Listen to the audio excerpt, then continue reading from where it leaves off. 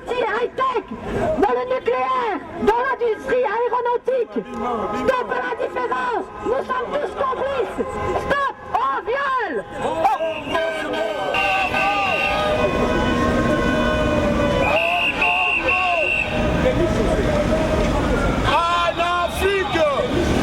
Les Africains qui violent leurs frères, leurs sœurs, leurs mères sont envoyés par des gens. Et ces gens-là sont les multinationales. Ces multinationales-là que nous hébergeons ici en Europe, que nous hébergeons ici en Occident. Bolero, Areva, Bouygues, Vinci, Apple et j'en passe. SFR, tous ces multinationales-là tuent au Congo. Comment tu tues le Congo? En exploitant les richesses de l'Afrique, en exploitant les richesses du Congo, en pillant le sol congolais. Et pour cela, ils envoient des milices, leurs mains armées. Ils mettent sur place des dictateurs pour pouvoir protéger ces milices, pour tuer les femmes, pour violer les enfants. Alors nous marchons pour dire ça suffit. Aujourd'hui, chacun de nous, comme nous sommes ici dans ce monde, sommes complices de ces épioles, sommes complices de ces meurtres. Pourquoi le sommes-nous? Tout simplement parce que nous utilisons l'appareillage technologique que les minerais du Congo ont pu permettre comme avancée technologique. Nous avons tous un portable, nous avons tous un ordinateur portable, nous avons tous un écran plasma chez nous. Et dans ces appareillages-là, il y a le coton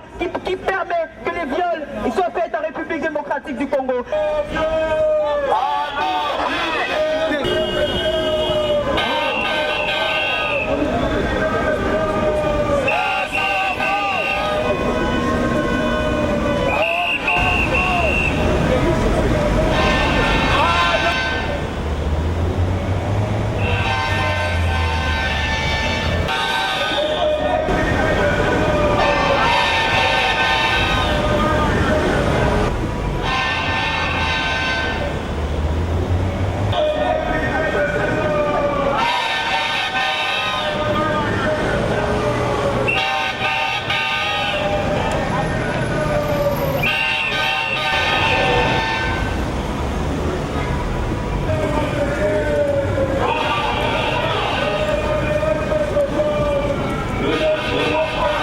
S'il te plaît.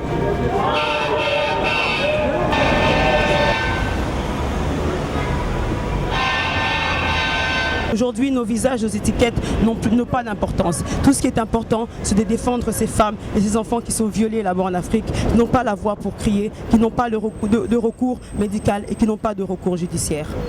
Notre message a déjà été entendu, monsieur. On marche depuis 12 jours, c'est notre 2e jour aujourd'hui. On a fait toute l'île de France. On est passé par beaucoup de villes qui sont des villes, on va dire, réputées être très indifférents à la souffrance du monde et très indifférents à la souffrance africaine. Mais la population de ces villes nous ont entendus, nous ont posé des questions, ont été surpris de ne jamais avoir entendu parler de cela. Et notre mission aujourd'hui, durant ces 11 jours, c'était d'informer la population. Et au départ du parcours, certaines mairies nous ont été fermées. Mais arrivé au milieu du parcours et jusqu'à la fin, beaucoup nous ont été ouverts. Ce qui veut dire que notre message a bien été entendu. Si nous, aujourd'hui, population congolaise, nous sommes dans les rues, c'est parce que ce gouvernement-là, ce gouvernement-là est défaillant.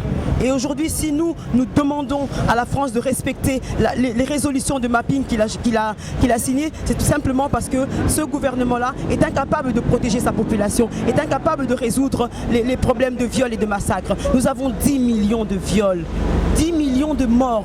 Dans quel pays au monde, démocratiquement parlant, peut-on avoir ce nombre sans qu'il n'y ait aucune réaction du gouvernement? C'est impossible. Soit le gouvernement est complice, soit il est lui-même violeur de ses femmes et de ses enfants. Les Congolais de la diaspora, vous nous connaissez plus ou moins via les réseaux sociaux. Nous ne sommes pas là, nous ne sommes pas des opportunistes qui viennent pour essayer de saper le moral congolais. Au contraire, on veut que le peuple congolais, qui est un peuple digne, peuple congolais, nous sommes un peuple digne, nous sommes un peuple souverain. Rappelez-vous les histoires que vos grands-parents, vos arrière-grands-parents vous racontaient sur la force du Congo, sur la force du Zaïre, sur tous ces gens qui sont morts pour défendre leur paix ou leur terre. Mama Kipavita, Kimbangu, et j'en passe et j'en passe. Tous ces gens-là sont morts pour nous.